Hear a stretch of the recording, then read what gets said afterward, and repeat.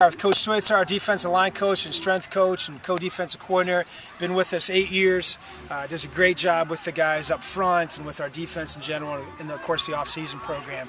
But Glenn, just want to ask you about maybe some general impressions about the defensive line as we're wrapping up camp here. Yeah, in 2012, this year's group has done a great job of being a little more committed. You see it in the film room. I think they were a little bit disappointed with how last year finished, so obviously mediocrity maybe set in a little bit. They thought maybe they were a little better than what they were. This year they've done a great job of just taking notes and watching film.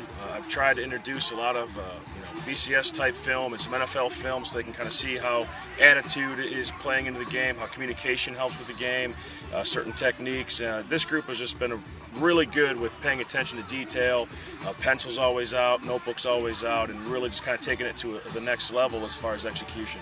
That's great. That's great. Well, as you can, I think we've sensed, listening to what you said, you've challenged them in the classroom, but you challenged all the guys in the off season. As a staff, we did.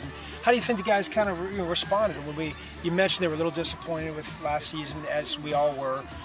But talk a little bit about how they kind of respond in the off season. Well, I think in the off season, this year was a year that we had to earn some things, and for a lot of the guys this year, that was the first time they really had to earn success. And around here we talk about success being earned, but failure is also earned, and it's about the decisions that you make.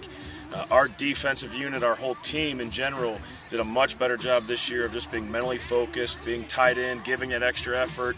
We did more in the mornings this year with some voluntary stuff, and we had a good turnout to that with some general campus people as well. So you can see the attitude was there, the spirit was there, and maybe they were spoiled, coming into their own with some good senior leaders before them and before them as well. And this is their time to shine, and they're not letting anyone down, but they're realizing it's a little bit harder of a road than maybe they thought it was going to be. Good, good.